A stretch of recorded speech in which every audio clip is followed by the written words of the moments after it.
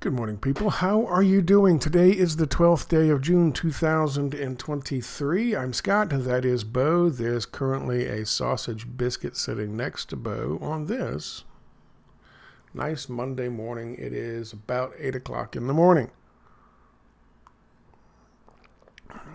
Bo has to have his sausage biscuit.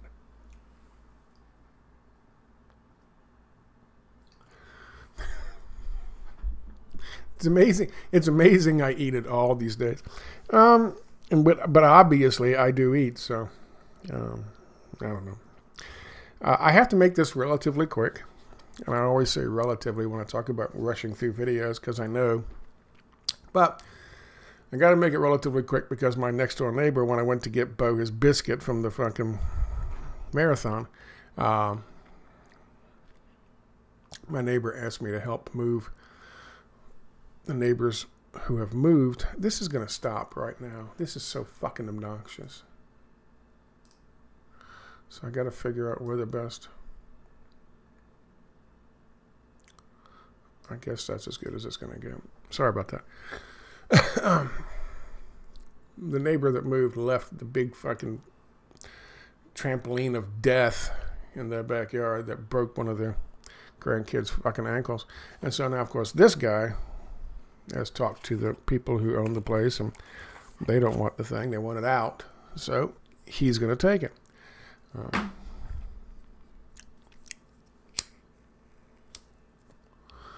Trampolines. They're going to go the way of the old lawn dart. And for those of you who are too young to know what lawn darts are, they had this brilliant idea at one point in time. Back then, they hated kids. The toy manufacturers hated children. They would make Halloween costumes that were like pitch black. Ooh, scary ghost, pitch black ghost. They go out on Halloween and just get run the fuck over. Didn't give a shit. And they sold that shit, those costumes. They were the cheap costumes, so they sold them to the children of poor people. You can fucking draw your own conclusions from that. You never see upper middle class and wealthy families with trampolines in the backyard. There's a reason for that too. But anyway, lawn darts sold, marketed towards the middle class, lower middle class, and working class. Lawn darts were for your kids, and they were literally darts that were this big and weighted. And they had hard plastic flights on the back. And they were weighted and had a point, like a finger, about as thick as a finger. But it was long. And they had these two hula hoops. One was red, one was blue. And the game was you had to stand next to your hula hoop, but it was basically cornhole, but with a big fucking hula hoop and lawn darts. And you had the kids would throw these things supposedly up in the air, and they would come down, stick in the hula hoop, and you got a point. But what are kids going to do with fucking projectiles? They're going to throw them at each other. And so they were fucking ending up in kids' heads and shit. You know, they go, okay, here we go. And Junior wasn't paying attention, and funk. Needless to say, they took those off the market. Trampolines should go the same fucking way. Oh, look, I'm bouncing up and down. Ooh. The same people over there, Christmas, gave their kids pogo sticks. Pogo fucking sticks. And the two smallest ones were just big enough to hold the pogo stick like this and hop up and down on it.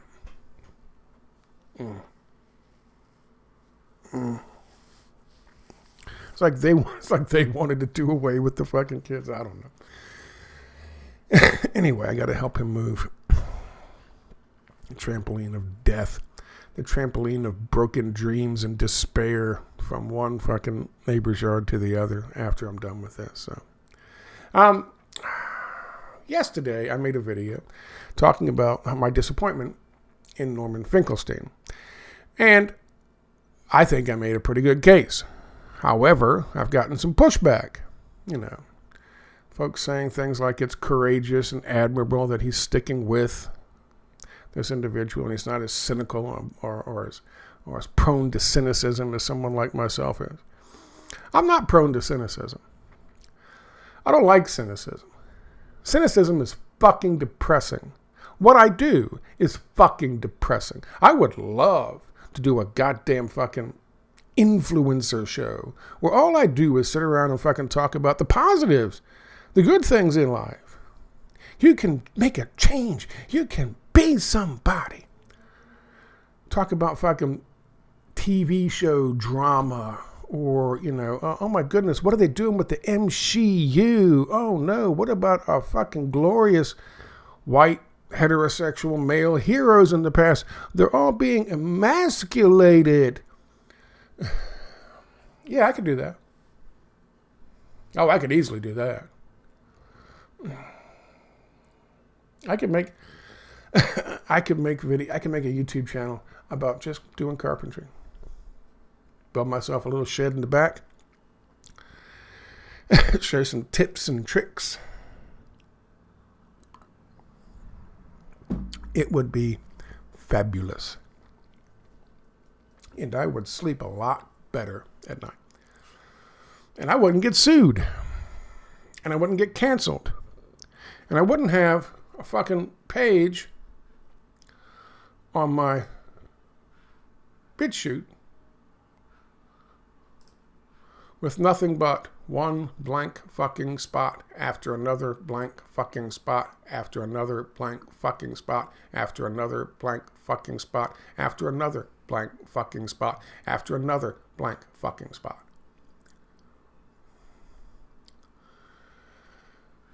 I don't like cynicism. I'm not born to cynicism. It is not my default.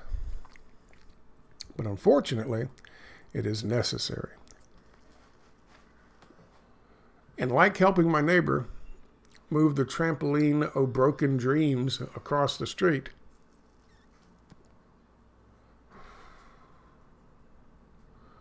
we don't pick our wars. They pick us. Anyway, one point that was made to me and pointed out by somebody, and I thought it was a good point. So I went back and had a look at it, and lo and behold, I said that, and I give him the benefit of the doubt. That's another thing you don't understand. I am giving Norman Finkelstein the benefit of the doubt. I am.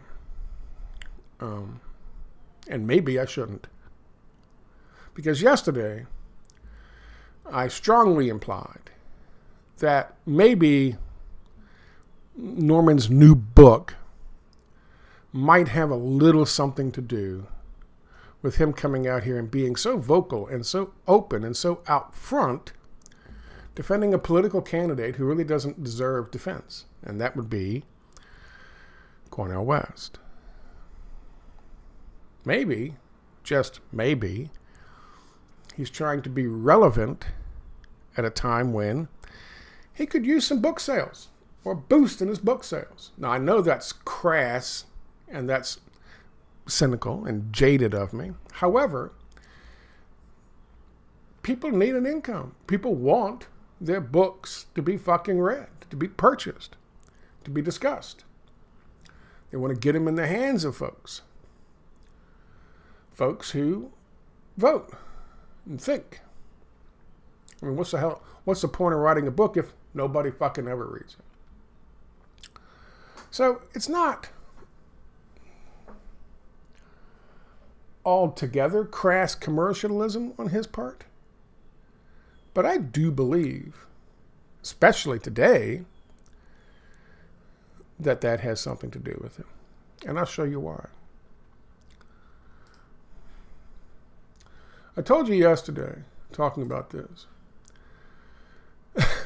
that in each of his 2 fucking articles that he had written at the time when I made the video, he mentions his book in the first fucking paragraph of both, even though he's talking about Samantha Power, Amy Goodman, and Cornel West.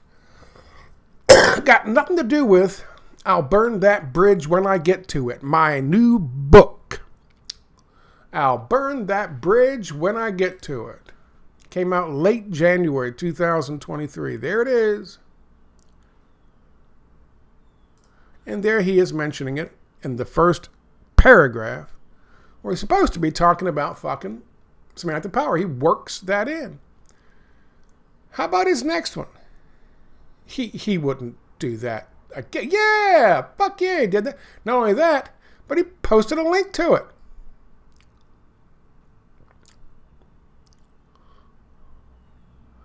In my book, I'll burn that bridge when I get to it. I discussed a woke assault on the canon and parenthetically note Cornel's reverence for it. The canon, I guess. There he goes. The first paragraph of both of those two fucking articles I talked about yesterday. So why wouldn't I draw a conclusion that maybe that's not a fucking coincidence? I carefully parsed her record on the Middle East in my book, I'll Burn That Bridge When I Get to It. Now, he's gotten some pushback on his presumption that Bernie Sanders, that he's the new Bernie Sanders, that West is the new Bernie Sanders. And he's being dogged like Bernie Sanders was. He has no fucking clue.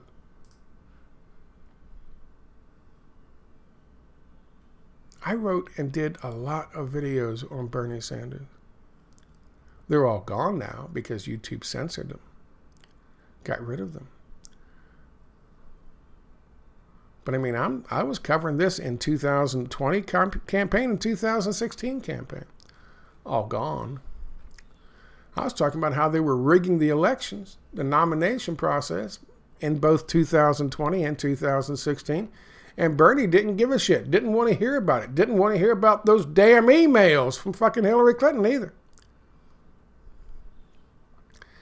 And in 2016, February of 2016, I wrote, Bernie Sanders is not a socialist. He is not leading some kind of revolution, and we deserve better.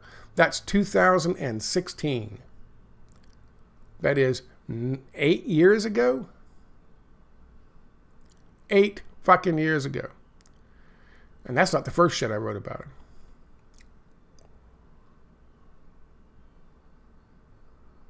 So his take that West is the next, I don't know what, martyr, lefty martyr for the fucking, in the Democratic Party, is bullshit. He came after a bunch of people replied to him. He finally came to understand, I guess, and wrote yesterday morning, thanks Bernie. On Ukraine, Bernie says, I trust Biden. Sorry to say, but Bernie's become an apologist for murderous criminality. Bernie's become an apologist for murderous criminality. Really? Really? He also wrote on that same day, June 11th, 2023, his fucking book plug is in the second fucking sentence. Not just the first paragraph, the second fucking sentence. It's gratifying for an author when his thesis is validated post-publication. I argue in I'll Burn That Bridge When I Get to It, link included, that the purpose of woke politics is to derail a class-based movement. Gee, you think so? You think? Really? Really? You think? That's pretty fucking cutting edge stuff right there, Norman Finkelstein. Yeah, we'd figured that out way long ago. We figured that out with the George Floyd thing. We figured that out with the Black Lives Matter thing. We figured that out with the Me Too movement thing. But I'm glad you came around to it. After people were telling you.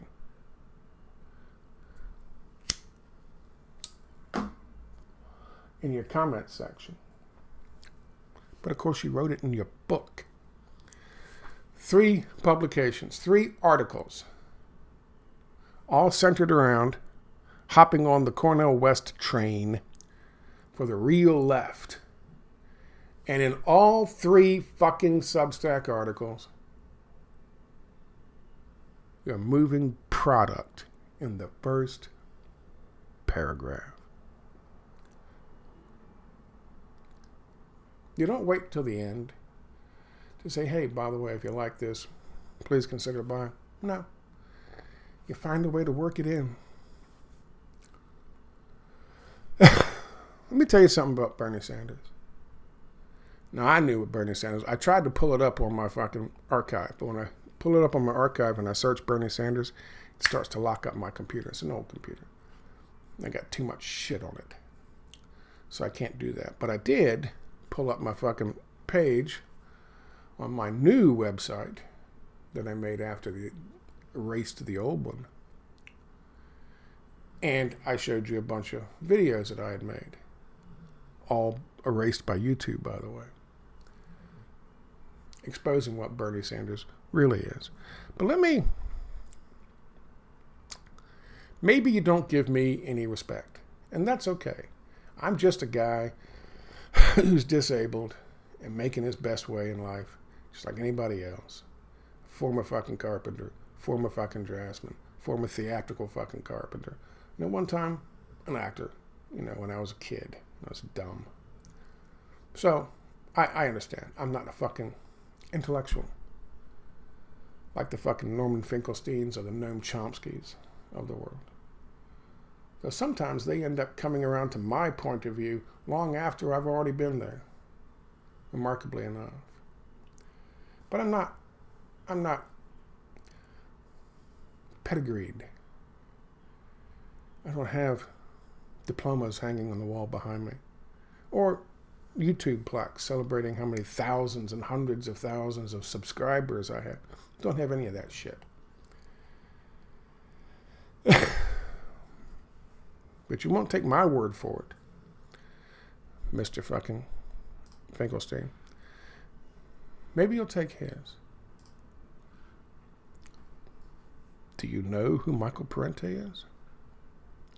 I'm going to play a bit of a Q&A. I'm not going to play the guy's question. Well, why not? Why not? I'll play the whole thing, 5 minutes. Why not? 6 minutes. This is Michael Parente. This was posted 5 years ago. I don't know. He's talking about, the guy's going to ask a question about a candidate by the name of Bernie Sanders. He's going to say, surprisingly, the candidate, Bernie Sanders, sounds a little bit like you, Mr. Parente. And what do you think about our glorious fucking left hero, Bernie Sanders? Okay? He's going to ask that question of Michael Parente. And Michael Parente is going to give you his personal understanding of Bernie Sanders. About it, so I'm really excited to have you here. Hearing you speak, you remind me a lot of a presidential candidate that's out there hitting the trail right now, and I'd like to hear what your take was on Bernie Sanders, because as a former Marine, a combat veteran, someone who studied you, now I follow the man. His stump speeches sound a lot like what you were talking about tonight. So what do you... His stump speeches sound like, as a Marine, as a guy who served, I hate that. I hate that. Give me some credibility. I'm a Marine. I served. Yeah, but what did you serve? And who did you actually serve? So basically the guy's asking him, there's this candidate out there, and I've seen him, and I've come to understand, and I'm listening to him, and his stump speeches sound a lot like some of the stuff that you say. So what do you think about our glorious fucking lefty hero? Now, this was posted 5 years ago. I don't know when it's a campaign from 2015. So that's more than 5 years ago. I thought it was 2016 cycle, so have a listen, please. If you won't believe me, maybe you'll believe somebody who's accredited, like Michael Parente. What is your take on Bernie Sanders? So the question is, what is Dr. Parente's view of Bernie Sanders? Well, Bernie and I were very close friends for years. He'd come over my house. Oh. When I lived in Washington, D.C., he came with his son once, and my son was visiting me. I made them dinner. Bernie and I both ran on the Liberty Union ticket in Vermont. I ran for the House of Representatives. Vermont has only one congressman, so you can't get gerrymandered out. But it meant I'd go up and down the whole state, and I got 7% of the vote. Bernie ran for Senate, U.S. Senate. He got 2% of the vote. Not that I'm trying to commit it. So You see how he dusts off. and very close to Bernie. His last words to me, I remember when he came to, where the hell was it? In Washington, I think it was. No. It was right in Berkeley, California, when I was living there. Bernie came to Oakland, and he said, "Where have you been? I haven't seen you. Stay in touch with me." I said, "Oh, sure, I will, Bernie."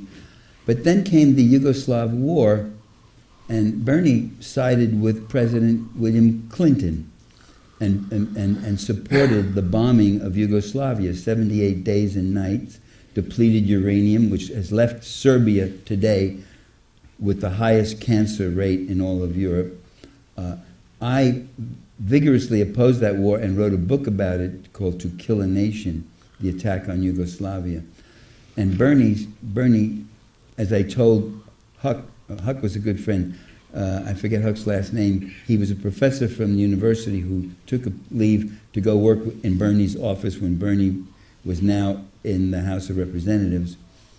Bernie went to the House of Representatives. He got elected mayor of Burlington and then House of Representatives and then the U.S. Senate. And now he's doing this try for the presidency. What was I saying just now? What do you think of his campaign? And what do you think of his bid for the presidency? He's talking about. No, there was something I wanted to say about this. I hate when I get tired, that's what starts happening. You guys split over the Yugoslav war. Yugoslav war, yeah. I said he's standing shoulder to shoulder with NATO and the CIA and the White House and Bill Clinton and these creepos for a war against these people like this. I said and that's when I broke with him. I stopped sending contributions. I stopped. Furthermore, his salary was way bigger than what I was making. And so when I saw that he was running, and I put on the little thing to see some of the events with 10,000 people, I must admit I sat there and it was very touching, and I was so happy to see it. I was very happy to see Bernie getting up there, 10,000 people, and the powers that be have to deal with him in some way now. It's like a big blister in the way, and they got to deal with him and say, well, blah, blah, blah. And mostly they don't say too much. They just concentrate on Donald Trump, yeah, I think it's great. The trouble is he's still not saying anything about foreign policy. No. He's still not criticizing. The empire feeds off the republic. We don't need an empire with 70 military bases, 700 military bases all over the world. We don't need to be fighting 2, 3, 4, 5 wars all at the same time. This is crazy. That's all. Bernie hasn't said a word about those things. He hasn't. He's just not said anything about it. And he continued with that. And eventually was made to, because people like Michael Parente, with Mr. Parente's credibility. He eventually had to put something up on his website, but then, since he used the same website in 2020, he probably took all that shit off. Bernie is a fraud. Bernie has been a fraud. And he was being This is a Q&A that's kind of off the cuff, and this is an older Michael Parente. But Parente has been dogged in his exposing Bernie Sanders for well over a decade, long before that. And you can't, according to Parente and myself, you can't really be a socialist if you support a neoliberal imperialist invasion of a country and the removal of a socialist left-leaning fucking governing body. And he has done this openly with Yugoslavia, and then he has done this tacitly with every single fucking regime change campaign to get rid of the evil dictators, as Bernie Sanders calls them, since. Period. Even when it's done by a Bush or Trump. Let me show you something else. And I'm just going to put this into perspective, and then I'm going to go help this guy move the fucking springboard of doom.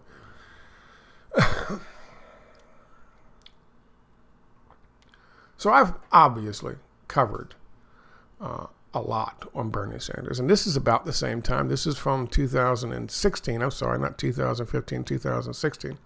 But I covered Bernie Sanders. I knew what he was long before that. But let me show you something.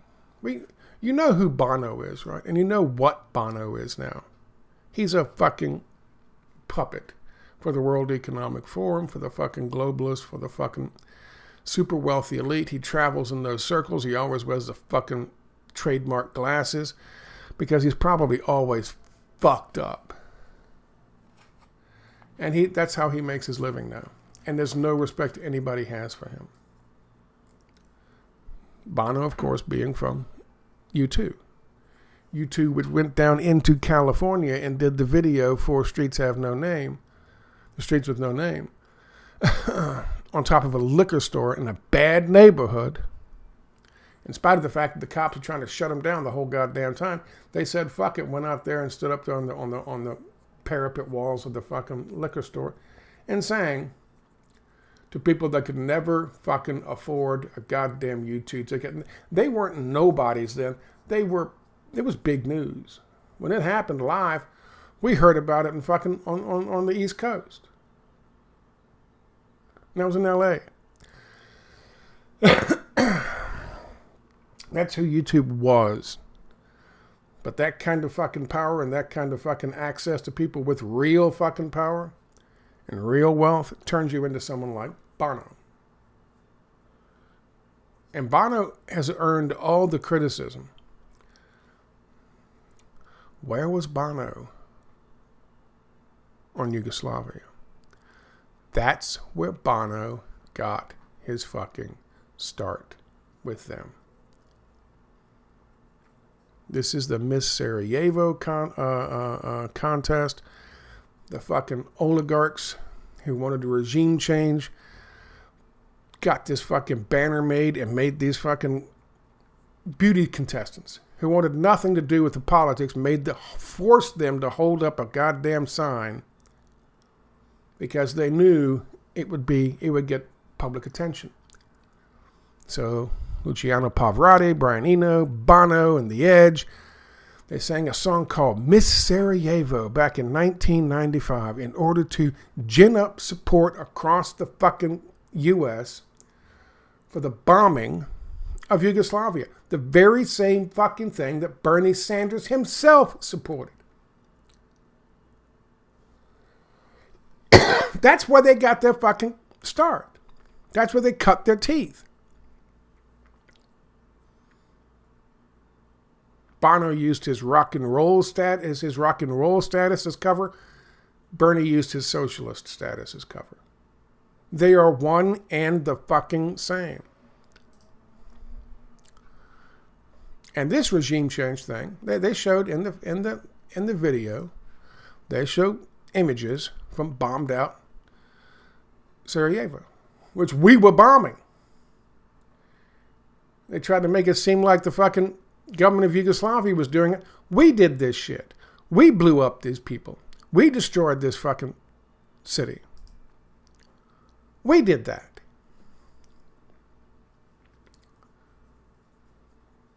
And Bernie Sanders, along with Bono, hand in hand, holding hands with the Clintons, as this shit took place. And they provided the fucking cover for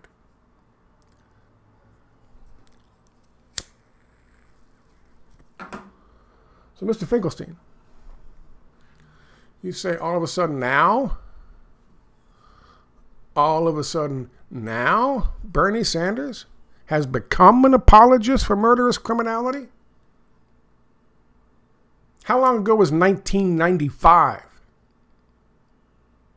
Do the fucking math.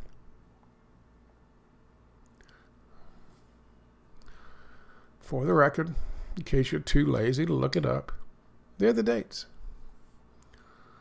Kosovo War continued. The fucking regime change and the breaking up of Yugoslavia because Yugoslavia was getting too close to fucking the Soviet Union. The exact same reason we did what we're doing now to fucking Ukraine. The exact same reason.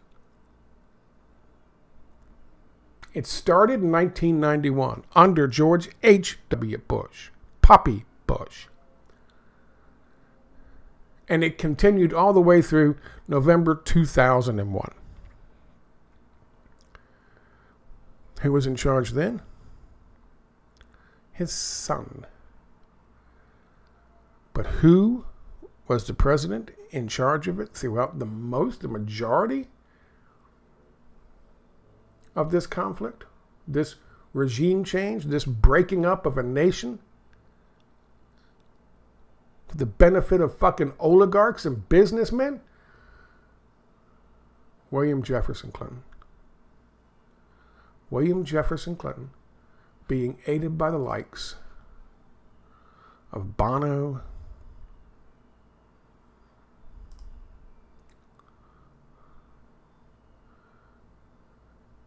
and Bernie Sanders.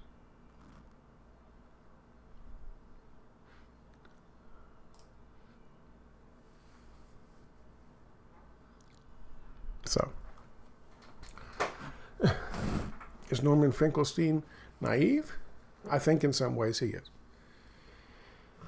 And let me just give you a little charitable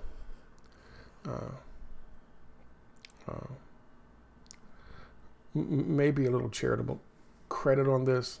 This is not what he does. He doesn't do politics. Norman Finkelstein doesn't do politics. He doesn't pay attention to this kind of stuff. He's doing other things. As a professor, he's writing books. He's talking about the Palestinian and Israel conflict, or shall I say, the invasion of Palestine, the erasure of Palestine from history. This is what he is primarily focused on. He doesn't do this kind of stuff. So he has no need. Why wouldn't he? Why wouldn't he, like anybody else? When you got Bono up there singing and Pavarotti up there singing about what's happening in Yugoslavia, why wouldn't he believe the fucking propaganda? I don't hold that against him. If he's just now figured out what Bernie Sanders' role is, at least in terms of the war, he hasn't quite figured out that Bernie Sanders is just a goddamn sheepdog and never intended to win in the first place. And had he challenged one of those goddamn fraudulent primaries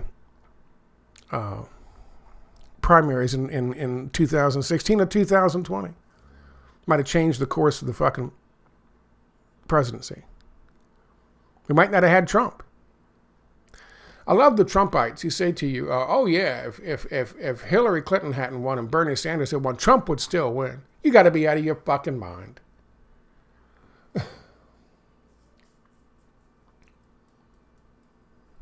All Bernie had to do was challenge election results. in the fucking primaries. That's all he had to do. The evidence was fucking overwhelming, but he didn't. Instead, he said, I don't want to hear about the damn emails, and he stood on stage and held Hillary Clinton's hand up in the air. And then he threw his support behind Joe Biden. Bernie is not and never has been what you think he is. Ever. Now, he gives you a good timeline. And it's interesting what Michael Parenti does point out in this, even though he's handling it with kid gloves, because the Marine out there is like, what do you think about our new hero? And everyone's excited. He didn't want to do what I did in 2008 and tell people the truth about Barack Obama and then get fucking chastised and kicked out of your own goddamn website. He didn't want to go that route. But he did say, and he laid it out for you. We were friends. We were the same kinds of, we were focused on the same shit. That's why we sound very similar. But we diverged. We went down different paths. When Mr. Sanders goes to Washington, Mr. Sanders doesn't change Washington. Washington changed Mr. Sanders. That was Mr. Parenti's point, in case you missed it. And lastly, I'll say this. Now, I've given deference to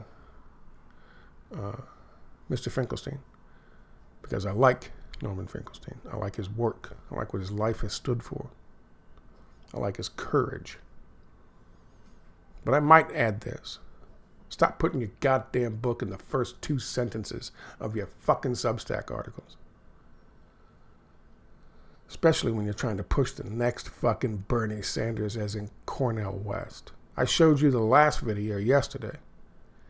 If you have any reason to believe that he won't sell out just as fast, if not faster, than Bernie Sanders did, you show it to me. Put it in the fucking comment section. Because I ain't believing it. I'm not believing it. Dude's already railed about the fucking evil fucking commies in Russia. He's already fucking pushing the goddamn fake Uyghur story of China. Calling fucking Ronald Reagan a freedom fighter. Give me a fucking break. Talking about what a great person fucking Eric Holder was. What a beautiful man Eric Holder was. Give me a fucking break.